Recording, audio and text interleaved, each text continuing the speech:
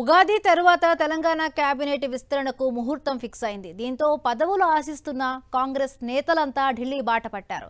Assembly budget సమావేశాలు కూడా ముగియడంతో హైకమాండ్ను ప్రసన్నం చేసుకునేందుకు ప్రయత్నిస్తూ ఉన్నారు. హైదరాబాద్లో ప్రయత్నిస్తూనే హస్తిన్లో కూడా చక్రం తిప్పితేనే ఫలితం ఉంటుందని కాంగ్రెస్ ఎమ్మెల్యేలు భావిస్తూ ఉన్నారు. టీ కాంగ్రెస్లో ఏం జరుగుతుందో చూద్దాం. తెలంగాణలో కాంగ్రెస్ ప్రభుత్వం ఏర్పడిన 15 నెలల తర్వాత తొలిసారి మంత్రివర్గ విస్తరణకు రంగం సిద్ధం చేస్తున్నారు. ఉగాది తర్వాత ఏప్రిల్ మొదటి వారంలో మంత్రివర్గ విస్తరణ ఖాయమని కాంగ్రెస్ వర్గాలు చెబుతున్నాయి. అధికార పార్టీలో ప్రతి ఎమ్మెల్యేలకు పదవిపై ఆశ ఉండటం సహజం.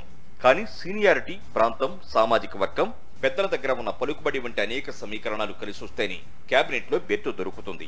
ప్రస్తుతం రేవంత్ మంత్రివర్గంలో 6 ఖాళీలు ఉన్నాయి. కాంగ్రెస్ అధిష్టానం ప్రస్తుతానికి 4గురితో విస్తరణ చేయాలని ఆలోచిస్తున్నట్లు తెలుస్తోంది. దీంతో ఆశావహులు సామాజిక వర్గాల వారీగా ప్రయత్నాలు ప్రారంభించారు. రాష్ట్రంలో ముఖ్య నేతలను కలుస్తూనే అధిష్టానంకు కూడా లేఖల రూపంలో విన్నపాలు పంపిస్తున్నారు. అసెంబ్లీ బడ్జెట్ సమావేశాలు ముగిశాయి. ఇక కేబినెట్ విస్తరణ హడావుడి అంతా ఢిల్లీకి మారబోతోంది. ఇప్పటికే పలువురు నేతలు ఢిల్లీకి చేరుకున్నారు. కాంగ్రెస్ పెద్దలను కలిసి తమ ఎమ్మెల్యేలకు అవకాశం ఇవ్వాలని కోరబోతున్నారని తెలుస్తోంది. మరోవైపు ఒక మంత్రిపై అదే జిల్లాకు చెందిన కొందరు నేతలు ఫిర్యాదు చేయబోతున్నారని కూడా సమాచారం. ఆ మంత్రి ఏకపక్షంగా వ్యవహరిస్తున్నారని అధిష్టానం దృష్టికి తీసుకువెళ్లే పనిలో ఉన్నారని టాక్ నడుస్తోంది. మహబూబాబాద్ ఎమ్మెల్యే మురళీ నాయక్, నర్సంపేట ఎమ్మెల్యే తొంతి మాధవరెడ్డి ఢిల్లీ చేరుకున్నారు.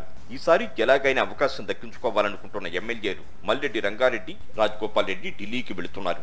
ఏఐసీసీ ఇన్ఛార్జి మీనాక్షి నటరాజన్తో పాటు హైకమాండ్ పెద్దలను కలిసి తమ అదృష్టాన్ని పరీక్షించుకునే పనిలో ఉన్నారు ఆశావహులు. తెలంగాణ కేబినెట్ విస్తరణ ఉగాది తర్వాత అంటున్నా ఇంకా తేదీ ఫైనల్ చేయాల్సి ఉంది. 4 ఖాళీలు భర్తీ చేయాలని కాంగ్రెస్ హైకమాండ్ నిర్ణయించడంతో ఆ 4లో తమ పేరు కూడా ఉండేలా చూసుకునేందుకు ఎవరికి వారు ప్రయత్నాలు చేస్తున్నారు. ఇందులో భాగంగా ఢిల్లీకి విమానం ఎక్కేస్తున్నారు. మరి మంత్రి పదవులు పొందబోయే అదృష్టవంతులు ఎవరో తెలియాలంటే కొద్ది రోజులు ఆగాల్సిందే.